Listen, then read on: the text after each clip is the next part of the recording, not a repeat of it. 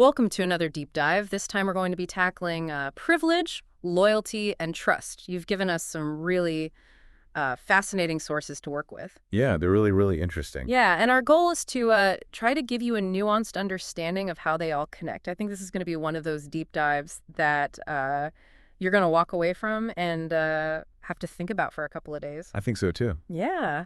So we're going to be looking at how these ideas play out in all different areas of life, everything from personal relationships all the way to historical events. Right, and it's fascinating how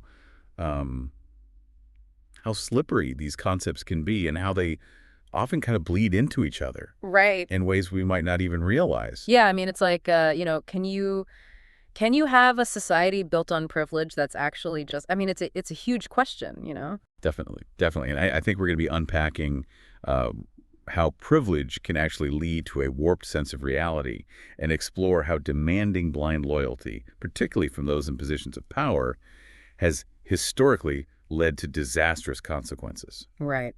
Well, I think it makes sense to start off by defining privilege. And the source that we're looking at defines it as unearned advantages.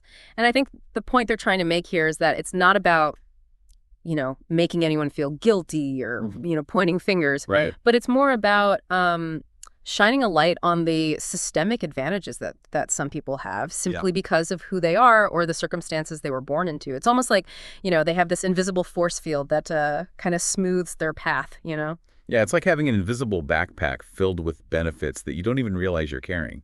It makes your journey a little easier, but you might not even know it's there. Right. To give a more concrete example, if we think about systemic advantage in the context of housing, imagine a practice like redlining, where banks systematically denied loans to people of color in certain neighborhoods. Yeah. And over generations, that's created a huge wealth gap, making it much more difficult for people to buy homes and build equity. This is just one example of how privilege, often invisible to those who benefit from it, can have a ripple effect for generations. Yeah, it's really mind-blowing when you start thinking about, the ripple effects of things like that, right? Right. And our sources really point out how privilege shows up in all these different aspects of life. Gender, age, culture, race, socioeconomic status, ability, sexual orientation, gender identity. It's like everywhere. Absolutely. So, for instance, let's imagine that, two colleagues are in a meeting, there's a man and a woman, and they both make the same suggestion. Well, it's not uncommon for the man's idea to be taken more seriously. Right. And that can lead to, him getting credit for the idea or even a promotion while the woman's contribution might be overlooked. And that disparity in how they're perceived solely based on gender can have a huge impact on their career trajectories. And you're right, it's not always as simple as one group always having an advantage. Yeah. The sources also point out that in certain legal systems, women might have an advantage in child custody cases. So it highlights the complexity of privilege and how it can show up in different ways depending on the context. Right. And age is another fascinating dimension of privilege. Obviously we talk about adults having privilege over children, Right. which is undeniable, right? They get to make their own choices, they get to vote, they can drive, all these things that kids can't do. Right.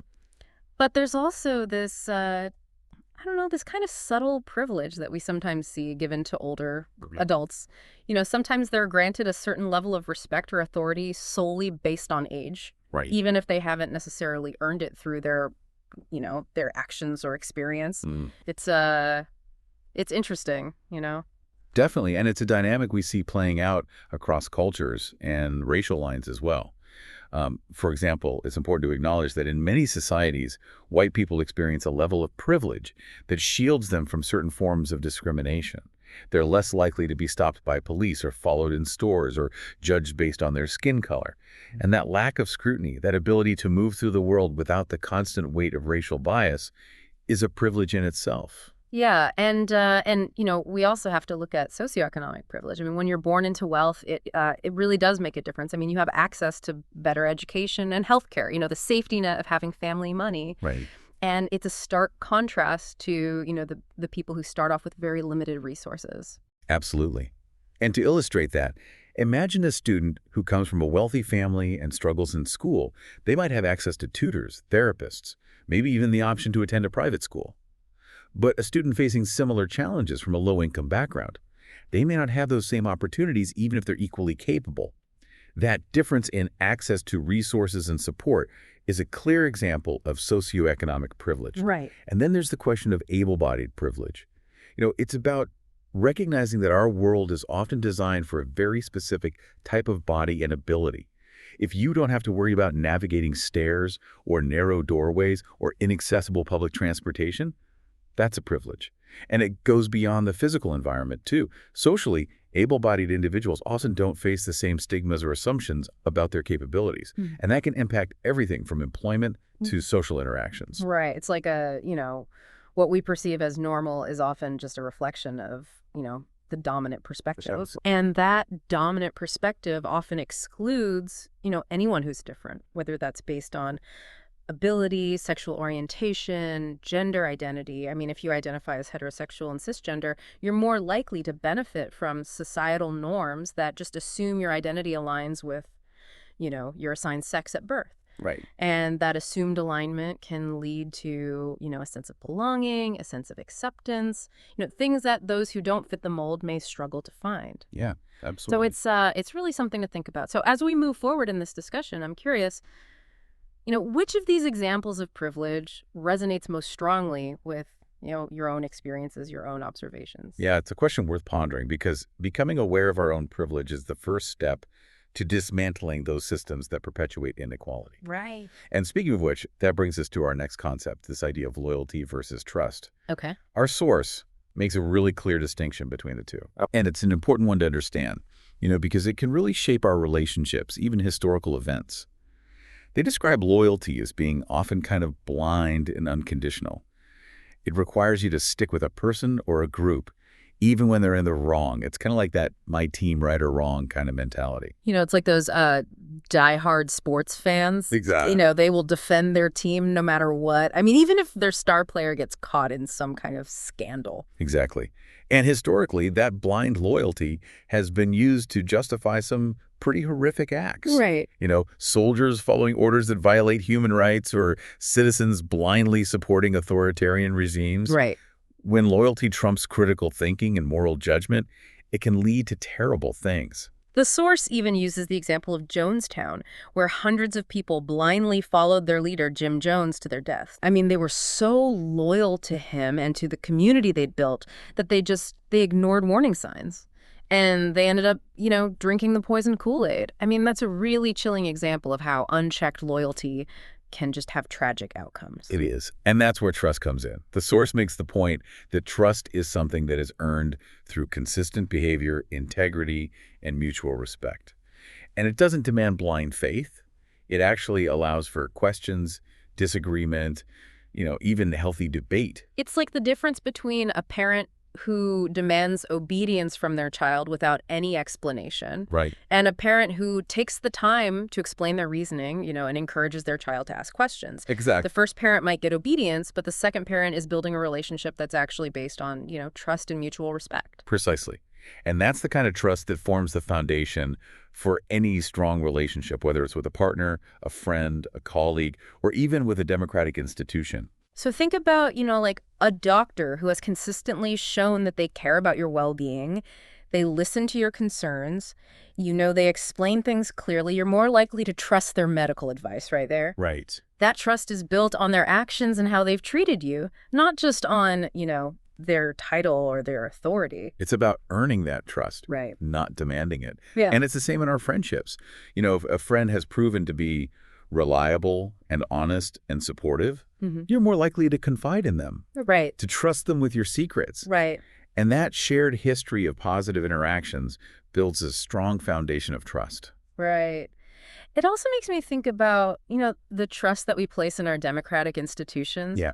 When those institutions are transparent and accountable and they operate fairly, we're more likely to trust the process, and the decisions that our elected officials make. Absolutely. But when those systems are rigged or corrupted or just used to benefit a select few, then that trust erodes, and rightfully so. So as we move forward in this conversation, I would like you to consider, have you ever found yourself in a situation where you witnessed this blind loyalty in action?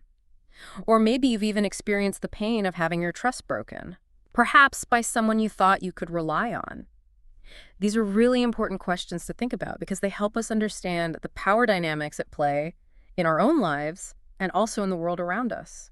Exactly. And I think that it really is about looking at those connections, right? Yeah. Like how privilege and trust and loyalty all intersect.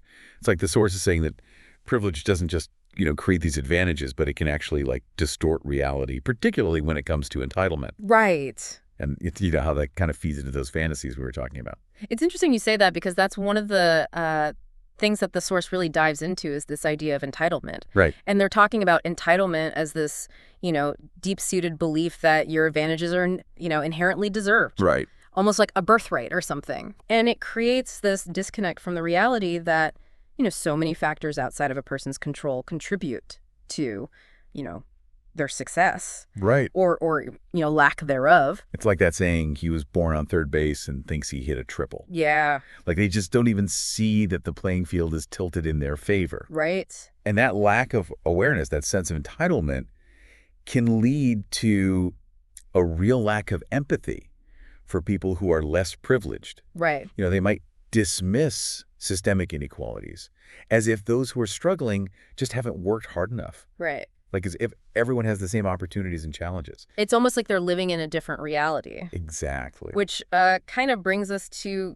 danger of blind loyalty, especially when it's demanded by, those in positions of privilege. Yeah. It creates this really toxic dynamic. Yeah. Imagine like a CEO who surrounds themselves with yes men.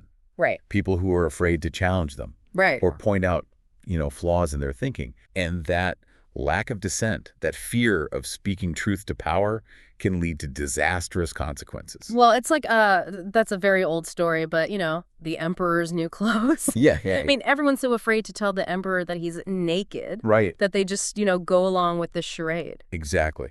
And our sources point to some real-world examples. I mean, think about the Enron scandal, right? Right. Where executives prioritized loyalty and profit over, ethical accounting practices. Right. And it led to the company collapsing.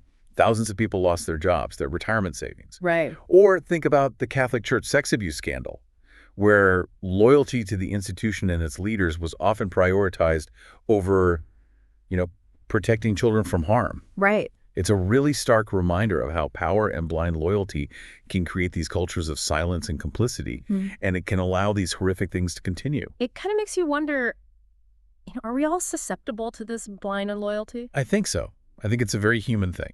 Yeah. I mean, are there any red flags that we should be looking out for, Well, that's a good question. And the source actually gets into the mindset of what they call a potentially catastrophic leader. Right. And they highlight some personality traits that, when combined with power, can be a really dangerous mix. Yeah, this was the part that that kind of gave me goosebumps, when I was reading through it. Yeah. Because it is kind of unnerving to think about, these traits and how destructive they can be. It is. Yeah. It is unsettling. They talk about narcissism. Right. Which is an inflated sense of self-importance. Right. These leaders often have a huge need for admiration. Right. They lack empathy. Okay. And they tend to be authoritarian, believing in absolute obedience. Right. They demand unwavering loyalty from the people around them. It's almost like they see themselves as being, above the rules, right? Right. Like the world revolves around them and their needs. Exactly. And that can lead to them, disregarding the rules. Yeah. Thinking that they're not subject to the same standards as everyone else. Right. Which, can be a recipe for disaster. Yeah. Especially when you factor in the need to be surrounded by yes men. Right. People who are going to reinforce their beliefs. Right. Never challenge them. Yeah. It becomes this dangerous echo chamber. Exactly. Where, critical thinking is stifled.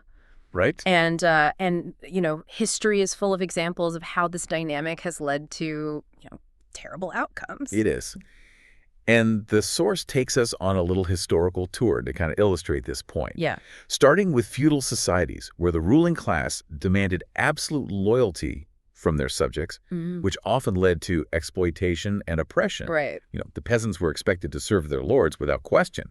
And any dissent was met with, brutal punishment. Right. It's a very clear example of how power imbalances and blind loyalty can create injustice. Right. And this pattern continued through colonialism, where European powers, impose their rule on colonized people, demanding loyalty while exploiting their resources. It's you know, a shameful chapter in human history, and I think the echoes of that exploitation are still felt today. Absolutely. And then, of course, there are the totalitarian regimes of the 20th century. Right. Leaders like Hitler or Stalin, they used propaganda and fear to create this blind loyalty among their citizens. Right. It created these cultures of fear and paranoia. Yeah.